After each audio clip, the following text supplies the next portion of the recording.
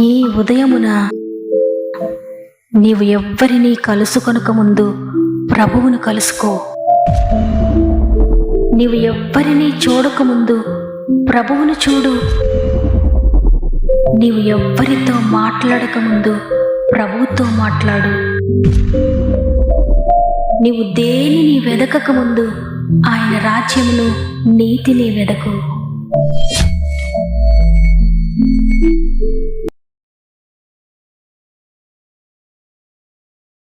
Praise the lord.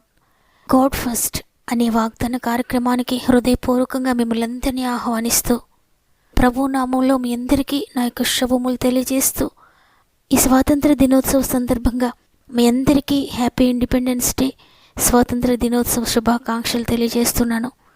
ప్రభువు నమ్మిన మనందరం కూడా మన దేశం కొరకు భారం కలిగి ప్రార్థన చేయాలి. మన దేశాన్ని పరిపాలిస్తున్న అధికారులందరి కొరకు ప్రార్థించాలి. మన దేశ ప్రజల కొరకు ప్రార్థించాలి. ప్రజలందరూ కూడా సమాధానంతో ఉండాలని, అది ఏ మతమైనా, ఏ కులమైనా, ఏ పార్టీ అయినా, ఏ ప్రాంతమైనా, ఏ భాష మాట్లాడుతున్న వారైనా, ఏ భేదము లేకుండా అందరూ కూడా శాంతితో, సమాధానంతో, సమానత్వంతో ఉండాలని ప్రజలందరి కొరకు మనం భారం కలిగి ప్రార్థన చేద్దాం. ఆత్మీయంగా, శారీరకంగా, మానసికంగా అన్ని విషయాల్లో మన దేశము ప్రపంచంలోనే ఒక ఉన్నతమైన స్థితిలో ఉండాలని మన దేశం కొరకు ప్రార్థన చేద్దాం. ఈ మాటలు వింటున్న మీలో ఇంకెవరికైనా ప్రేయర్ రిక్వెస్ట్ ఉంటే తప్పకుండా కామెంట్స్ ద్వారా నాకు తెలియచేయండి.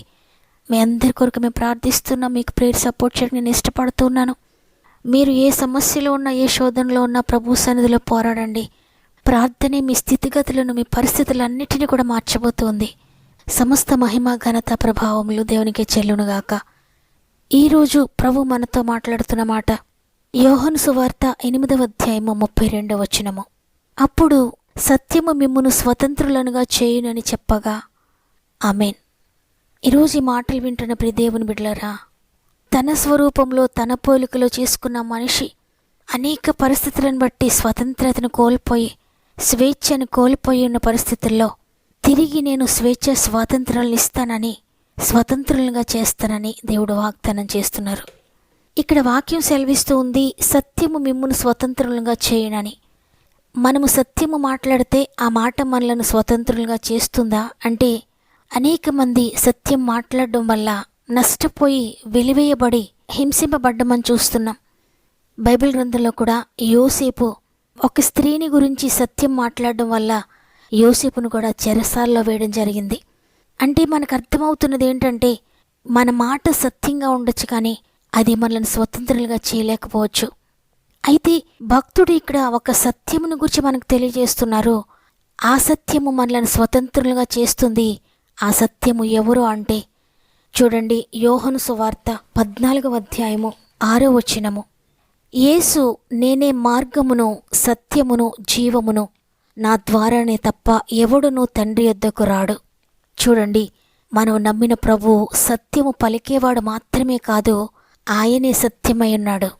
ఆ సత్యమైన ప్రభువు మనలను స్వతంత్రులుగా చేస్తాడు. ఆయన మాట్లాడుతూ, అబద్ధమాడుటకు నేను నరుడను కాదు అంటాడు. అంటే ఆయనే సత్యము, ఆయన మాట సత్యము, ఆయన క్రియలు సత్యము, ఆయనే సత్యమై ఉన్నాడు. ఆ సత్యమైన ప్రభువుకు తెలుసు మనలను ఏ విధంగా అసత్యము నుండి విడిపించాలో, మనలను ఏ విధంగా స్వతంత్రులుగా చేయాలో, ఏ బంధకాల నుండి ఏ విధంగా విడిపించాలనేది సమస్తము కూడా సత్యమైన ప్రభువుకు తెలుసు. 38 సంవత్సరాల నుండి కోనేటి దగ్గర పడి ఉన్న ఆ వ్యక్తి దగ్గరకు వెళ్ళి ప్రభు చెప్తున్నారు, నీవు స్వతంత్రత పొందుకోవడానికి ఇష్టపడుతున్నావా, నువ్వు స్వస్థత పొందగోరుచున్నావా అని. ఆ వ్యక్తిని స్వతంత్రునిగా చేయాలని ప్రభువు అతని దగ్గరికి వెళ్లారు. నీ పరుపెత్తుకుని లేచి నడువన్నారు. అన్ని సంవత్సరాల నుండి విడుదల లేక, స్వతంత్రత లేక, భయంకరమైన వేదనలో పడి ఉన్న వ్యక్తిని సత్యమైన ప్రభువు స్వతంత్రులుగా చేశాడు. ఆశ్చర్యకరంగా వ్యాధి అనే బంధకాల నుండి ఆ వ్యక్తి విడిపించబడ్డాడు. ఆ వ్యక్తి వ్యాధితో ఉండడం సత్యమే. ఆ వ్యక్తి 38 సంవత్సరాల నుండి బంధకాలతో ఉండడం సత్యమే. నడవలేకపోవడం సత్యమే. ఆ వేదన, కన్నీరు అంతా కూడా సత్యమే. కానీ సత్యమే ఉన్న ప్రభువు అతన్ని విడిపించారు, స్వతంత్రునిగా చేశాడు. అదేవిధంగా పాపాత్మురాలైన స్త్రీని వ్యభిచారంలో పట్టబడిందని ఆమెను రాళ్లతో కొట్టి చంపాలని చూస్తున్న సందర్భంలో ఆమె ప్రభు దగ్గరకు వచ్చినప్పుడు సత్యమే ఉన్న ప్రభు చెప్తున్నారు, మీలో పాపము లేనివాడు మొదటి రాయి వేయండి అని. నిజమే, ఆమె పాపంలో పట్టబడ్డం సత్యమే. ఆమె భయంకరమైన జీవితాన్ని జీవించడం సత్యమే. ధర్మశాస్త్రం ప్రకారం రాళ్లతో కొట్టి చంపడం సత్యమే. కానీ సత్యమైన ప్రభువుకు తెలుసు ఆ బంధకాల నుండి ఏ విధంగా విడిపించాలో, ఏ విధంగా స్వతంత్రత కలుగు చేయాలో, ఏ విధంగా ఆ పాపపు బానిసత్వం నుండి విడిపించాలో, ఏ విధంగా ఆ రాళ్ల దెబ్బల నుండి విడిపించాలనేది. అందుకే మీలో పాపము లేని వారు ఎవరైనా ఉంటే మొదటి రాయి వేయండి అని చెప్పారు.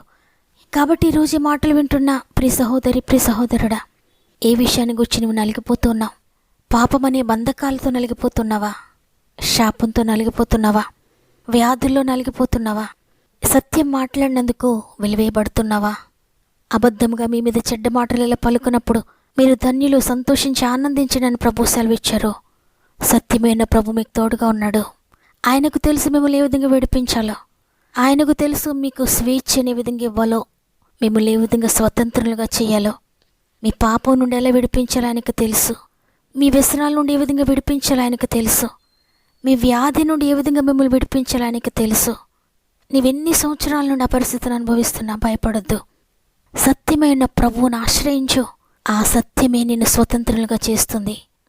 మన కళ్ళ ఎదుటే సత్యము ఎరుగక అనేక మంది నశించిపోతూ ఉన్నారు. మన భారతదేశంలో అనేక కోట్ల మంది సత్యమైన ప్రభువును తెలుసుకొనక ఇంకా పాపంలోనే మగ్గిపోతూ, ఇంకా అసత్యంలోనే మగ్గిపోతూ, ఇంకా వేదనల గుండా, కన్నీటి గుండా ప్రయాణిస్తూ ఉన్నారు. ప్రియ సహోదరి, ప్రియ సహోదరుడా, ప్రియ చెల్లి, ప్రియ తమ్ముడు, ప్రియ అక్క, అన్న, వారందరి కొరకు మనం ప్రార్థన చేద్దాం. ఈ సందర్భంగా సత్యమైన దేవుని తెలుసుకొనకుండా నశించిపోతున్న మన సహోదరి సహోదరుల కొరకు భారం కలిగి ప్రార్థన చేద్దాం. రక్షణ లేకుండానే రోజుకు అనేక మంది నిత్య నరకాగ్నికి వెళ్ళిపోతున్నారు. నీ స్వంత వారే ఇంకా సత్యాన్ని తెలుసుకోలేకుండా ఉన్నారేమో. నీ భర్త ఇంకా సత్యాన్ని తెలుసుకోలేదేమో. నీ భార్య సత్యాన్ని తెలుసుకోలేదేమో. నీ బిడ్డలు ఇంకా అసత్యంలోనే ఉన్నారేమో. కన్నీటితో ప్రార్థించు. ప్రభువు తప్పక నీ ప్రార్థన విని నీ కుటుంబానికి రక్షణ ఇవ్వబోతున్నాడు. యేసుని పేరే ఒకసారైనా వినని వారే కోట్లాది కలరు. యేసుని పేరే ఒకసారైనా వినని వారే కోట్లాది కలరు. క్రైస్తవుడా, నీకే భారము లేదా? క్రైస్తవుడా, నీకే భారము లేదా? ఈనాడైనా మనసు మార్చుకో. ఈనాడైనా మనసు మార్చుకో. రక్షణ లేక ఎన్నో ఆత్మలు నశించుచుండా కానరావా, కానరావా. రక్షణ లేక ఎన్నో ఆత్మలు నశించుచుండా కానరావా. రక్షణ పొందిన అందరిలోన ఆత్మల వేదన మొదలగునే. రక్షణ పొందిన అందరిలోన ఆత్మల వేదన మొదలగునే. సోదరుడా, కన్నీరు లేదా? సోదరుడా, కన్నీరు లేదా? ఈ రోజైనా మోకరిల్లుమా. ఈ రోజైనా మోకరిల్లుమా. రక్షణ లేక ఎన్నో ఆత్మలు నశించుచుండా కానరావా, కానరావా. రక్షణ లేక ఎన్నో ఆత్మలు నశించుచుండా కానరావా.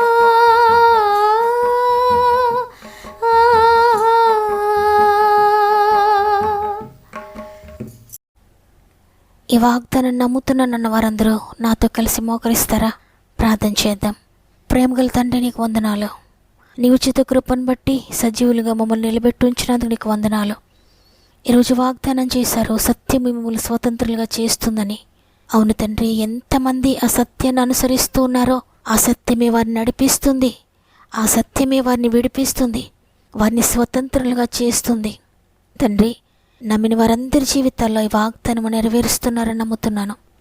అవునయ్యా, ఇంకా నీ పేరు తెలియని వారు, ఇంకా నిన్ను ఎరుగని వారు, ఇంకా నీ సత్యాన్ని తెలుసుకోని వారు అనేక మంది ఉన్నారు తండ్రి. వారందరి కొరకు మేము భారం కలిగి ప్రార్థించడానికి ప్రార్థన శక్తితో నింపండి, ప్రార్థనాత్మను కుమ్మరించండి. ఈ సంవత్సరం అంతా కూడా కుటుంబంలో ఎంతమంది రక్షణ లేక ఉన్నారో వారందరి కొరకు భారం కలిగి కన్నీటితో ప్రార్థించడానికి ప్రతి ఒక్కరికి సహాయం చేయండి. ఎందుకంటే ప్రార్థన పరిస్థితులన్నిటిని మారుస్తుంది, ప్రార్థన జీవితాలను మారుస్తుంది, ప్రార్థన చరిత్రలు మారుస్తుంది. తండ్రి, మా ఆత్మీయ కుటుంబంలో ప్రతి ఒక్కరిని ప్రార్థనాత్మతో నింపండి. అంతేకాకుండా అనేక మంది బిడ్డలు తండ్రి వారి అవసరతలు మాకు తెలియజేస్తున్నారు. ప్రతి ఒక్కరిని జ్ఞాపకం చేసుకోనండి. ప్రతి ఒక్కరి మీద ఈ సురక్తను ప్రోక్షిస్తున్నాను. ఎంతమంది అసమాధానంతో ఉన్నారో, ఎంతమంది స్వేచ్ఛ లేకుండా ఉన్నారో, ఎంతమంది స్వాతంత్రం లేకుండా ఇంకా పాపంలోనే మగ్గిపోతూ ఉన్నారో, ఇంకా వ్యాధులతోనే మగ్గిపోతూ ఉన్నారో, ఇంకా ఆర్థిక బంధకాల్లోనే పడి ఉన్నారో, ఇంకా కట్లతోనే కట్టబడి ఉన్నారో ప్రతి ఒక్కరిని విడిపించండి తండ్రి. ఎంతమంది అయితే ఈరోజు విశ్వసించి ప్రార్థిస్తున్నారు వారందరి జీవితాల్లో ఉన్న ప్రతి బంధకముల నుండి విడుదల ప్రకటిస్తున్నాను యేసునామములో. ప్రతి ఒక్కరికి స్వేచ్ఛ కలుగునుగాక, స్వాతంత్రత కలుగునుగాక.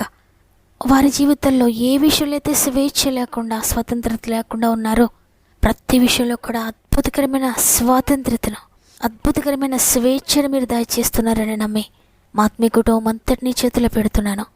ఇదే మనం ప్రారంభిస్తుండగా రోజంతా వారికి తోడే ఉండండి. వారు వెళ్ళే ప్రతి స్థలంలో మీరు ఉండండి. వారు ప్రయత్నించే ప్రతి ప్రయత్నంను సఫలపరచండి. వారి మార్గంలోని దూతలను తోడుగా ఉంచండి. మీరు వారికి ముందుగా నడిచి వారి పనులన్నిటిని కూడా సఫలపరుస్తున్నందుకు నీకు స్తుతులు చెల్లిస్తూ యేసయ్య పరిశుద్ధమైన నామంలో అడిగి వేడుకుంటున్నాను తండ్రి, ఆమెన్.